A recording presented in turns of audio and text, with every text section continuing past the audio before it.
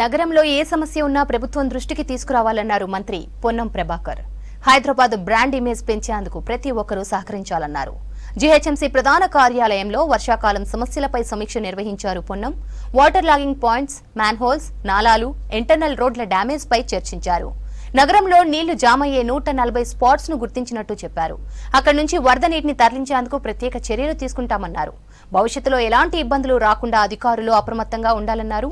నగరంలో చెరువుల్ని కాపాడుకోవాలన్నారు. నగర అభివృద్ధికి లేక్ ప్రొటెక్షన్ ప్రధానమన్నారు పొన్నం. వర్షాకాలంలో హైదరాబాద్ నగర ప్రజలకు ఎక్కడ కూడా ఇబ్బంది కలగద్దు.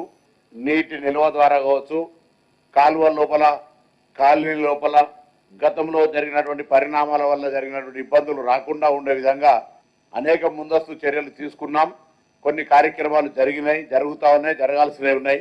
ఇన్ని ప్రికాషనరీ చర్యలు తీసుకున్నప్పటికీ కూడా ఏదైనా సమస్య ఏర్పడితే దాన్ని వెంటనే పరిష్కారం చేయడానికి అన్ని రకాల అప్రమత్తంగా జిహెచ్ఎంసీని చేయడం జరిగింది.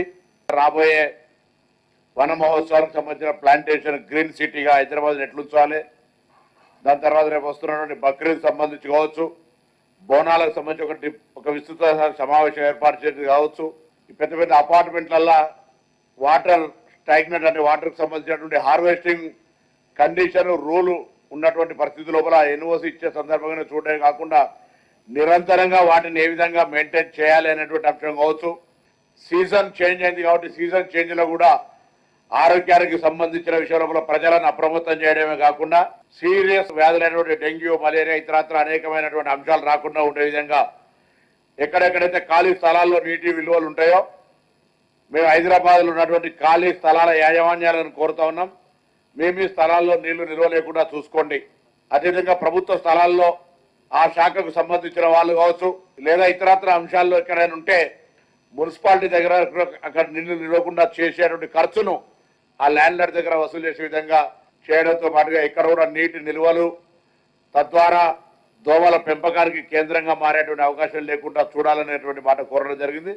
జిహెచ్ఎంసీ కావచ్చు, ప్రభుత్వం ఏ కార్యక్రమం తీసుకున్నా ప్రజల సహకారం కావాలి. కాబట్టి సీజనల్ చేంజ్ అవుతున్నటువంటి సందర్భంగా వర్షము ఎప్పుడు సడన్ గా, అది ప్రకృతి నేచర్ కాబట్టి ఎప్పుడు ఎక్కువగా పడి మనం కట్టుకున్నటువంటి డ్రైన్ సిస్టమ్ కావచ్చు, లేదా ఇతరత్ర ఏ మెకానిజం అయితే ఉందో దానికి అతీతంగా అబ్నార్మల్ గా పడ్డప్పుడు పబ్లిక్ ఇన్వాల్వ్మెంట్ సహకారం కావాలని కూడా కోరుతా ఉన్నాం.